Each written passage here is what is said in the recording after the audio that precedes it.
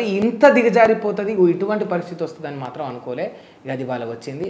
ఏం జరిగింది మీరు చూడండి. ఒకరిదైందండి నాగ చైతన్య డైవర్స్ 100% కేటీఆర్ చేయబట్టే అయింది. ఎందుకంటే ఎన్ కన్వెన్షన్ హాల్ని కూలగొట్టొద్దు అని అంటే సమంతను నా దగ్గరికి పంపాలి అని చెప్పి ఆయన డిమాండ్ చేశాడు. సమంత గారిని వెళ్ళమని చెప్పి నాగార్జున వాళ్ళు ఫోర్స్ చేశారు. సమంత నేను వెళ్ళను అనింది. వెళ్ళను అంటే వాళ్ళు చెప్తే వింటే విను లేకపోతే వెళ్ళిపోండి డైవర్స్ ఇచ్చారు. అది ఓపెన్ సీక్రెట్. అది అందరికీ కూడా ఇంటర్నల్గా మీడియా వాళ్ళంతా వాళ్ళకి ఎవరికి ఇండస్ట్రీ వాళ్ళందరికీ కూడా తెలుసు. ఈరోజు సమంత జీవితం అన్యాయం కావడానికి 100% కేటీఆరే కారణం. అదేవిధంగా 2-3 హీరోయిన్లు పెళ్ళిళ్ళు కూడా చేసేసుకున్నారు. ఎందుకు అన్నట్టు ఈ డ్రగ్స్ కేసు రాగానే ఈరోజు మీకు తెలుసు రకుల్ ప్రీత్ సింగ్ ఆల్రెడీ బయట ఆమె పెళ్లి చేసేసుకుందా. ఇంకొకరిద్దరు హీరోయిన్స్ కూడా గబగబా పెళ్ళిళ్ళు చేసేసుకున్నారు. ఈ తలకాయ నొప్పి మాకేంద్ర బాబు మేము ఇందులో ఇరుక్కుంటాము. ఆ రోజు ఆయన అధికారం ఉండి ఈ విధంగా వాళ్ళ ఫోన్లు ట్యాప్ చేసి వాళ్ళు ఎవరితోటన్నా సీక్రెట్గా మాట్లాడుకున్న వాటిని రికార్డ్స్ని తీసుకొని ఆ రికార్డ్స్ను వాళ్ళకి వినిపించి బెదిరించి ఇగో ఈ రికార్డు మీద ఉంది నా దగ్గర, మీరు కానీ రాకపోతే ఈ రికార్డు నేను బయట పెడతా అనే పద్ధతిలో చాలామంది హీరోయిన్లను లొంగపరుచుకున్నాడు. వాళ్ళందరినీ డ్రగ్స్కి అలవాటు చేశాడు. ఈయన కూడా డ్రగ్స్ వాడాడు.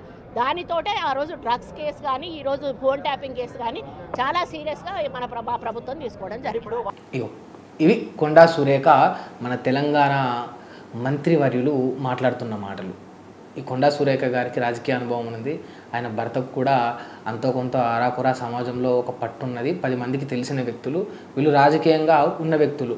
బీఆర్ఎస్లో పనిచేసారు, అంతకుముందు కాంగ్రెస్లోనే పనిచేసారు, మళ్ళీ కాంగ్రెస్లోనే ఇప్పుడు కూడా వాళ్ళు కొనసాగుతూ ఉన్నారు. అయితే అమ్మ అని అంటా ఉన్నా, మీరు అమ్మ స్థానంలో ఉన్నారు. మీకు ఒక కూతురు ఉన్నది. ఏదైతే సమంత గురించి మీరు ఇప్పుడు మాట్లాడారో అదే సమంత వయసు గల్ల కూతురు మీకున్నది. మీ కూతురుకు కూడా ఒక కూతురు ఉన్నట్టున్నది. వాళ్ళందరూ కూడా మంచి జీవితాన్ని లీడ్ చేస్తూ ఉన్నారు. ఒక అమ్మ స్థానంలో ఉన్న మీకు, ఒక స్త్రీ స్థానంలో ఉన్న మీకు తోటి ఆడదానికి ఎటువంటి గౌరవం ఇవ్వాలో మీకు తెలియదా? సరే, రాజకీయంగా మీకు కేటీఆర్కు, కాంగ్రెస్కు, బీఆర్ఎస్కు 100 ఉండొచ్చు తల్లి. కానీ ఒక ఆడబిడ్డ జీవితం కదా. సమంత హీరోయినా, బోల్డ్గా సినిమాలు తీస్తుందా, ఐటమ్ సాంగులు చేస్తుందా, అదంతా కూడా వాళ్ళ వృత్తి అమ్మా. ఇప్పుడు మీరు ప్రజలకు సేవలు చేసినప్పుడు ఇట్లాంటి పనికి మాల ముచ్చట్లు చెప్తలేరా? చెప్తా ఉన్నా మేము వింటలేమా? మా కర్మ ఏం చేస్తాం? సరే, వాళ్ళు కూడా బతుకు తెరువుకో ఏదో చేస్తూ ఉన్నాం. అంతేగాని మరీ మీ రాజకీయ లబ్ధి కోసం, మరీ మీ డైవర్షన్ పాలిటిక్స్ కోసం ఇట్లా ఒక ఆడబిడ్డను లాగి ఇంత నీచంగా తన సొంత మామ ఇంకొకటి పక్కలోకి పొమ్మన్నాడు అని అంటే ఎంత హీనాతిహీనంగా ఉన్నది తల్లి.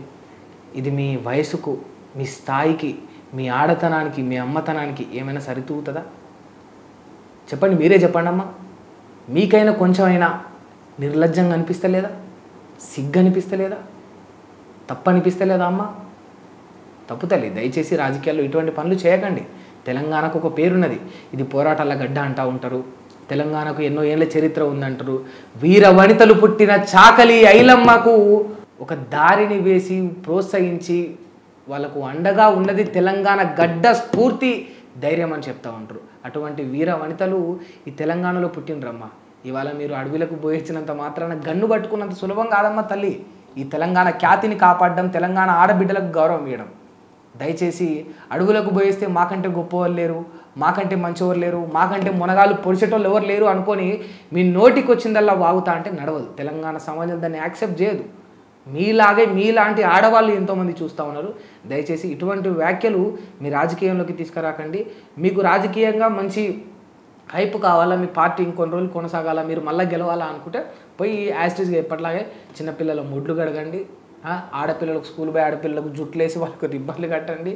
బళ్ళలకు పోయి చాక్ పీసులో బఠానీలో పంచుతూ ఉంటారు. అట్లాంటివి పంచి వాళ్ళ అమ్మా నాన్నల దగ్గర, వాళ్ళ అన్నల దగ్గర ఓట్లు కమాంచుకోండి. కానీ దయచేసి ఇటువంటి దిగజారుడు పనులు మాత్రం చేయకండి.